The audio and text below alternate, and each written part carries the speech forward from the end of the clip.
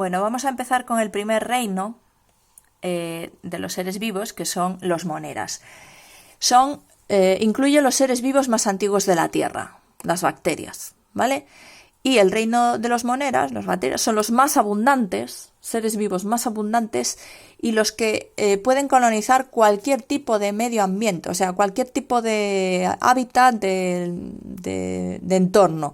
Los podemos encontrar hasta en los polos, ¿vale? Desde los polos a los desiertos, incluso en el mar muerto hay moneras, ¿vale? Características. ¿Cómo son los moneras? Bueno, pues para pertenecer a este reino hay que ser unicelular y procariota, ¿vale? Siempre. Tamaño, pues el tamaño que tienen normalmente las células procariotas, entre 1 y 10 micrómetros. Recordad que un micrómetro es la milésima parte de un milímetro, ¿vale? Son muy pequeños, evidentemente. A un microscopio óptico bueno se ven como puntitos los moneras, ¿vale? Por tanto, salvo alguna excepción, son todos microscópicos, ¿vale? Sus formas muy variadas, ¿vale? La forma de la célula, pues puede ser redondita, esférica, se llama coco. Si es en forma de bastón alargado, bacilo. En forma de coma, vibrio. Y en forma de muelle o de espiral, espirilo, ¿vale? Luego, los distintos nombres que aparecen aquí, generalmente diplo quiere decir que se asocian de dos en dos. Un diplococo es que van en parejitas. Estrepto, que van en cadenas, ¿vale? Hay estreptococos, también hay estreptobacilos, ¿vale? Los cocos y los bacilos se suelen asociar. A veces, pues eso. Pero bueno, esto no es un organismo pluricelular, ¿de acuerdo? Esto es una colonia que va en cadenas, pero cada célula es independiente, ¿vale? Son unicelulares. Estafilo, cuando van en grupos, ¿vale? Estafilococo. Bueno, nutrición. Vamos a ver un poquito, bueno, espero que os acordaréis de lo que son, a ver, esto no, eso es, ahí tenéis la célula bacteriana que es la procariota, ¿vale? Esto ya lo deberíamos saber, porque es del primer tema. Bueno, del primero no, del segundo, perdón. Vale. Y bueno, variedad de formas, pues hay muchas, ¿de acuerdo? De bacterias. Tenéis ahí los bacilos, ¿vale? Bacilos con flagelos, sin flagelos, bueno, hay de todo. ¿De acuerdo? Más largos, más pequeños. Son muy variadas las bacterias. Vale. Continuamos. Vamos a ver entonces las funciones vitales de las bacterias, de los moneras, empezando por la nutrición. Vamos a ver. Los moneras pueden ser autótrofos o heterótrofos. Tenemos todos los tipos de nutrición en este reino. Por eso hay representantes de los moneras en todos los lados, claro, porque hay de todo tipo. Entonces, hay moneras autótrofos que pueden ser fotosintéticos, como por ejemplo es decir, que hacen la fotosíntesis, las cianobacterias, las bacterias verdes y las bacterias purpúreas o bacterias rojas, ¿vale? Hacen la fotosíntesis. Las cianobacterias hacen la fotosíntesis igual que las plantas, fabrican oxígeno. Estas hacen otra variante de fotosíntesis que se llama anoxigénica, que ahora mismo no necesitáis saber cómo es, ¿vale? Pero bueno, son autótrofas fotosintéticas. ¿Qué quiere decir eso? Pues que se fabrican sus propias moléculas orgánicas a partir de CO2 y utilizando como fuente de energía la luz del sol, ¿vale? Os enseño, a ver, esas serían las cianobacterias, ¿vale? Suelen vivir en colonias, formando cadenitas. Se les llaman también bacterias verde-azuladas, ¿de acuerdo? Cianobacterias. De hecho, cian significa color cian, azul, ¿vale? Antes se les clasificaba como algas, hasta que se descubrió que eran procariotas, entonces se metió en el reino de las moneras. Y estas son las responsables de que haya oxígeno en la atmósfera de la Tierra, ¿vale? Son las que primero lo empezaron a fabricar, hace muchos millones de años. Bueno, además de fotosintéticas, también tenemos bacterias quimiosintéticas. ¿Qué diferencia hay? Son autótrofas también, ¿vale? La diferencia entre fotosintética y quimiosintética es que los que son fotosintéticos se fabrican su alimento utilizando la energía del sol. Aparte del CO2, lo fabrican su alimento a partir del CO2, pero utilizando la energía del sol. Y los quimiosintéticos fabrican su alimento, en vez de utilizar la energía del sol, utilizan reacciones químicas entre moléculas inorgánicas como fuente de energía, ¿vale? También utilizan el CO2 para fabricarse su alimento, pero construyen las moléculas utilizando como fuente de energía de reacciones químicas inorgánicas. Un ejemplo que os he puesto ahí, las bacterias nitrificantes. Entonces, estas bacterias nitrificantes las vimos cuando vimos el ciclo de nitrógeno el año pasado en cuarto, ¿vale? El ciclo del nitrógeno es aquel que ocurre para renovar la materia, concretamente la materia que lleva átomos de nitrógeno. Entonces, el nitrógeno atmosférico es captado por unas bacterias que se llaman bacterias fijadoras del nitrógeno, y entonces hacen que el nitrógeno atmosférico se convierta en nitrógeno en el suelo. Y gracias a él, las plantas lo pueden absorber, ¿vale? El nitrógeno se convierte, las bacterias fijadoras lo convierten en amoníaco, y el amoníaco es convertido en nitratos y en nitritos por estas bacterias que se llaman nitrificantes. Estas bacterias nitrificantes son quimiosintéticas, es decir, ellas se fabrican su alimento, pero no necesitan la luz del sol. Simplemente hacen estas reacciones químicas, convertir amoníaco en nitrato y nitrato en nitrito, ¿vale? Esto está mal, esto es nitrito, ¿vale? El nitrato es NO3 y el nitrito es NO2. Bueno, pues hacen estas reacciones y al hacer estas reacciones se desprende energía y esas bacterias aprovechan esa energía para fabricarse su alimento. No necesitan la luz del sol. Eso es lo que significa ser quimiosintético, ¿de acuerdo?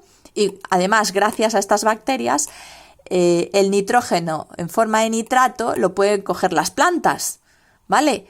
Y a partir de las plantas luego se lo pueden comer los animales, ¿vale? En forma orgánica, ¿de acuerdo? Bueno, eso es el ciclo del nitrógeno, que si deberíais recordarlo de cuarto, pero bueno, si no, no pasa nada, ya lo veréis. Lo veréis también en biología, en segundo de bachillerato, si cogéis ciencias de la Tierra. Bueno, entonces, ahí tenemos los autótrofos. También pueden ser heterótrofas las bacterias, ¿vale? Que de hecho la mayoría de bacterias son heterótrofas.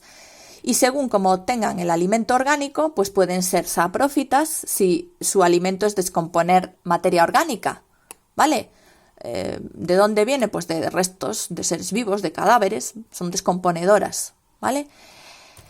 Pueden ser simbióticas si obtienen su alimento, su alimento orgánico, lo obtienen de otros seres vivos, pero causándoles un beneficio. Pues, por ejemplo, las bacterias que tenemos nosotros en el intestino se alimentan de nuestra comida, ¿vale? De la que nos estamos comiendo, pero son beneficiosas porque nos ayudan a hacer la digestión, algunas fabrican vitaminas, ¿vale?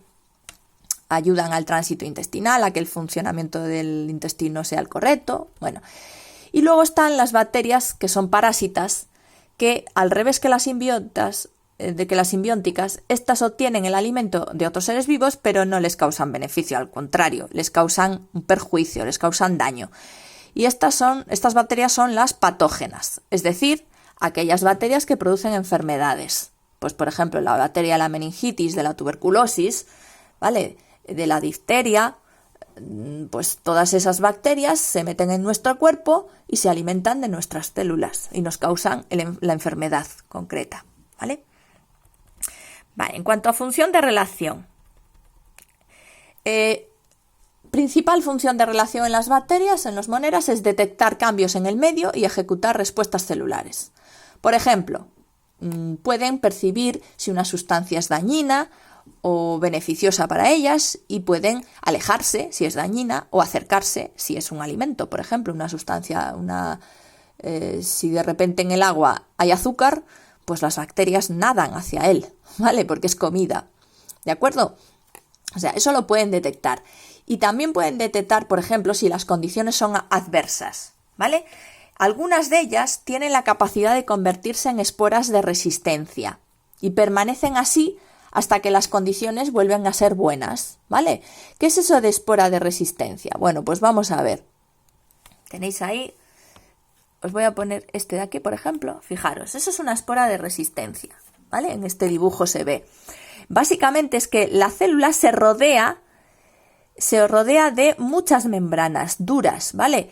La pared, la cubierta, tiene, o sea, como que se blinda en capas y capas que la protegen, ¿vale? Está como, pues eso, como en un búnker, ¿de acuerdo? Se rodea de muchas capas que la protegen y la célula como que se encoge, se queda ahí metida, ¿vale? Se queda ahí metida y reduce su actividad metabólica al mínimo. Parece que está como hibernando, ¿vale? Apenas consume energía, nada. Y fijaros, esto sería como se ven las esporas al microscopio electrónico, ¿vale? Un montón de... Bueno, hay estas también serían esporas, ¿vale? ¿Y qué pasa? Que cuando las condiciones vuelven a ser buenas, pues deshacen, quitan... O sea, vuelven otra vez a su estado normal, se quitan todas esas cubiertas y vuelven a vivir en estado normal. Las esporas de resistencia pueden soportar 100 y pico grados centígrados de temperatura, o sea, se llaman de resistencia por un buen motivo. Bueno, y en cuanto a la reproducción, los monedas, las bacterias no sufren mitosis porque evidentemente tienen un ADN muy cortito, no necesitan empaquetarlo en cromosomas ni hacer historias. No se complican nada la vida. Sencillamente hacen bipartición. ¿Qué es eso? Pues duplican su ADN, hacen una copia y reparten cada copia a un lado y se parten por la mitad. Y ya está, ¿vale? Bipartición. Es un proceso bastante más rápido que la mitosis, ¿de acuerdo? En 20 minutos una bacteria se duplica. ¿Qué pasa? Que el problema de reproducirse siempre asexualmente es que no hay variedad genética, ¿vale? Si no hay intercambio genético como ocurre en la meiosis para fabricar gametos, si no hay fecundación, pues entonces, claro, siempre los hijos van a ser clones, siempre idénticos. Entonces las bacterias han desarrollado lo que se llaman procesos o fenómenos parasexuales, en los que intercambian ADN para tener mayor variabilidad, mayor variedad genética, ¿vale? Un ejemplo de esos procesos parasexuales es la conjugación, que básicamente es que una bacteria se contacta con la otra a través de un túnel, con un tubito muy fino que se llama pili, es como un túnel, es un puente, y a través de ese puente pues se pasan un trozo de ADN, se lo pasan de una a la otra, ¿vale? Por ejemplo, si yo pongo aquí conjugación, esto creo que os lo he enseñado en clase, pero bueno, conjugación bacteriana, bacterias, bueno, ahí aparece esquemáticamente, vamos a ver al microscopio, aquí sí que se ve, ¿vale? Esto creo que lo he enseñado. Bueno, pues ahí tenéis una bacteria, otra bacteria, ahí hay, ese es el pili, ¿vale? El pili es como, pues eso, es como una prolongación larga, como un túnel, un túnel, y a partir de aquí esta bacteria, por ejemplo, le puede pasar un fragmento de ADN a la otra, ¿vale? Eso es la conjugación bacteriana, ¿de acuerdo?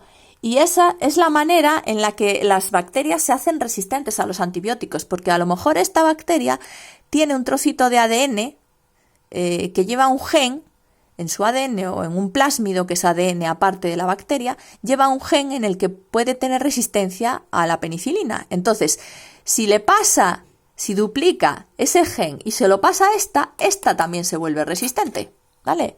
Esa es la faena de esta, porque claro, luego si se hacen todas resistentes hay que buscar otro antibiótico distinto. Es uno de los graves problemas médicos actuales, ¿vale? Las resistencias bacterianas. Vale. Bueno, y por último, la clasificación la veo en el siguiente vídeo porque si no me sale demasiado largo.